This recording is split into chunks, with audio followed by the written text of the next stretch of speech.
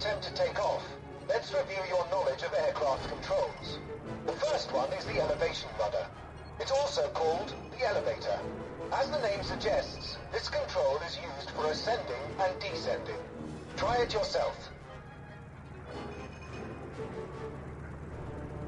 When you push the elevator down, the plane goes up. When you push the elevator up, the plane goes down. I think that's clear enough. The second control directs the ailerons. Ailerons are used to roll the plane left and right. When you use this control, it makes the aileron on one wing go up, and the one on the other wing go down. Try it. The next control is the rudder. It is used for minor adjustments and when taxiing. Apply it carefully. See for yourself how it works.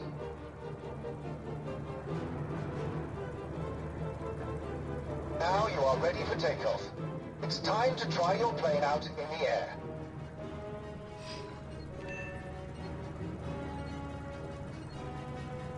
The throttle lever regulates engine power. Position the throttle lever at full forward position. The plane will start gathering speed. Your speed and current engine power are shown as a percentage on the indicators. Watch the plane carefully while it's building speed. Remember to retract the landing gear and flaps after takeoff. If the landing gear and flaps remain extended, they will slow the plane down and decrease its maneuvering ability. Congratulations on your first takeoff. Trust me, when piloting planes, takeoff isn't exactly the easiest part. Make sure you keep an eye on your altitude, especially when maneuvering the plane. You have a special altitude indicator to help you. Now for the ailerons. I've already told you that they are used to control your roll angle. You can even use them to pull off a barrel roll.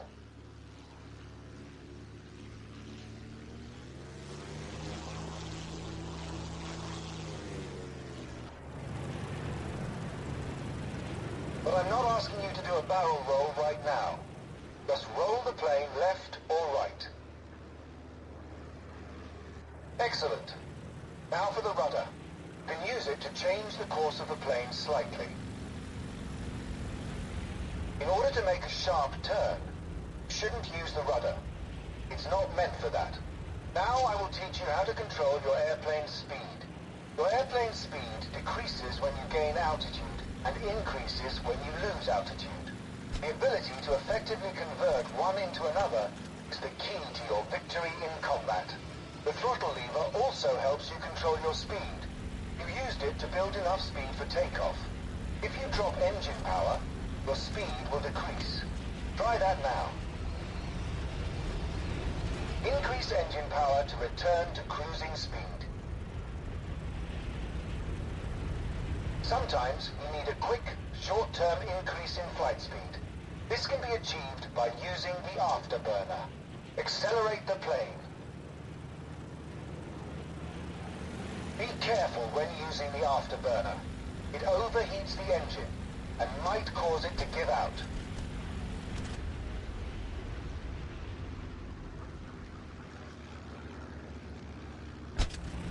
Turning the plane should be easy for you. To turn, use the ailerons and the elevator. First, you need to roll the plane left or right. Now, make the turn by pulling the control yoke. Now you've learned the ropes, let's move on to the final part of our flight. Follow the marked route.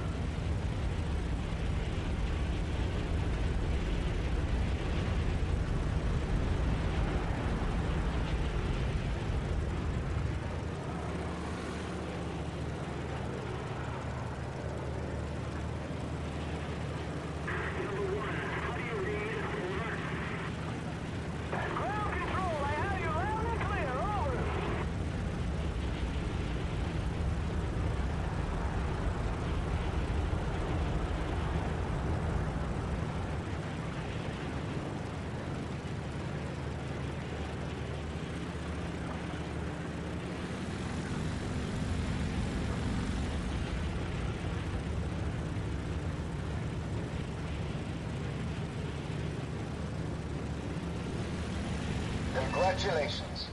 You have mastered the main principles of piloting. Still have a long way to go, but you've made the first step in exploring the air. You have all it takes to become a real ace.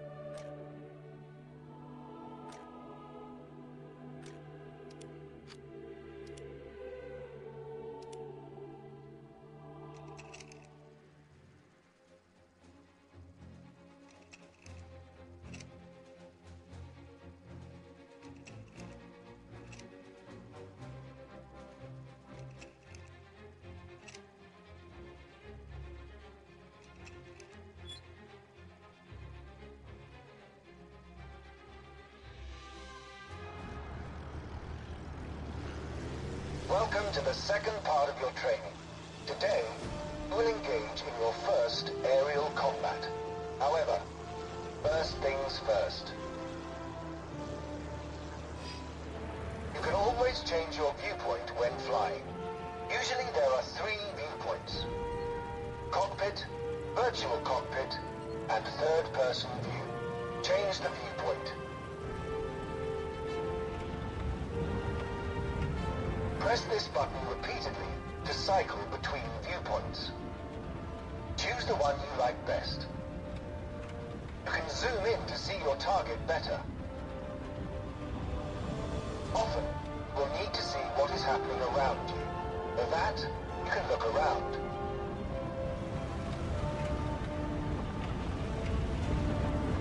However, your target might be out of your range of visibility. If that's the case, try to locate it on the map.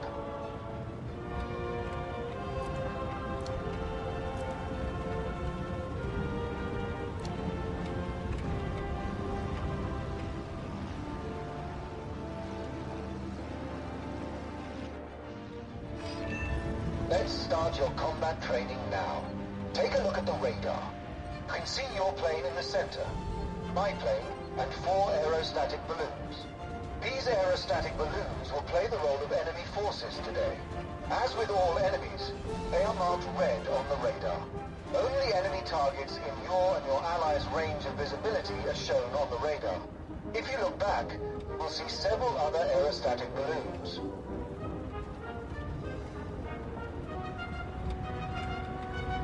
Now you can see them on your radar.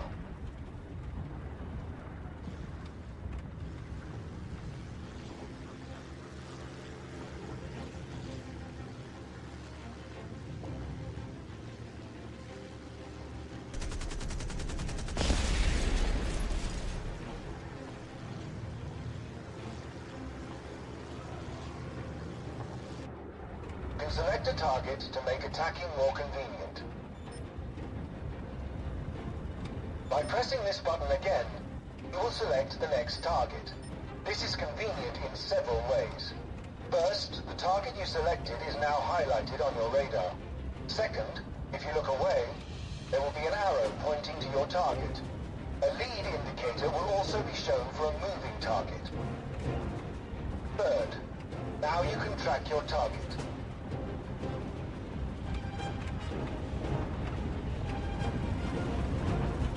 As soon as you take aim at your target, pull the trigger.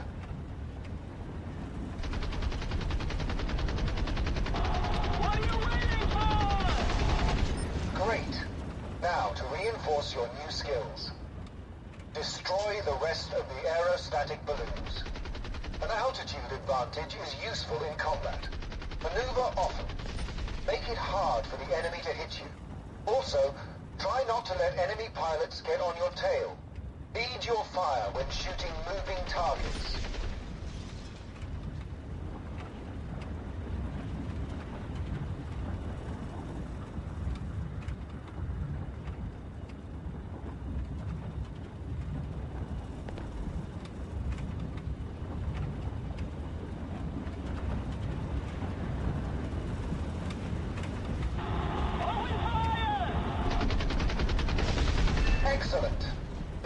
like you already feel comfortable in the air. However, sooner or later, you will need to land. Fly towards the airport.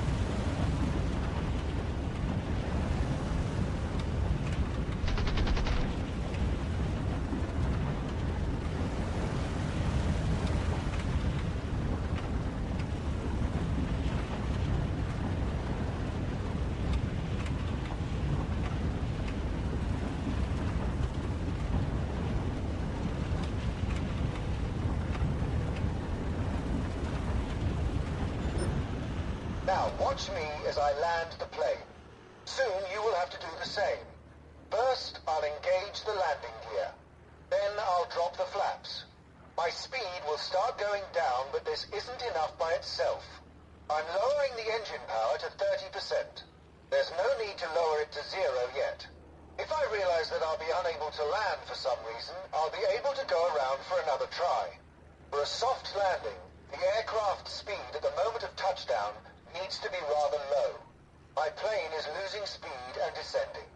I need to level the plane horizontally so that it lands on its landing gear and not on its nose. I'll do this using the elevator.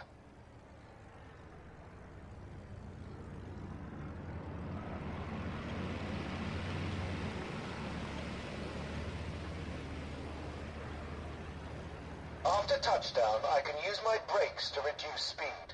I'm lowering my engine power to 0, and then I keep lowering the throttle lever to turn on the brake.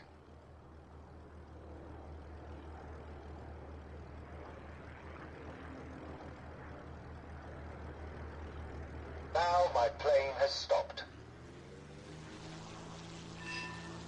It's your turn to make a landing approach. Follow the marked route. Your approach pattern is your pre-landing maneuvering close to the airport. It allows you to prepare the plane for landing and position it correctly. First, you need to descend, gradually slowing the plane.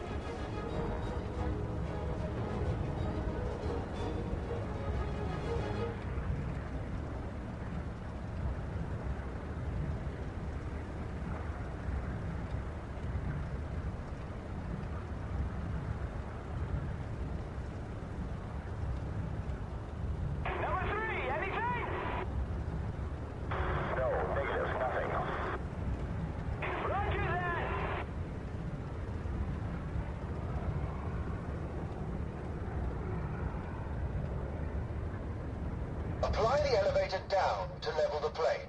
It should descend in a true horizontal position.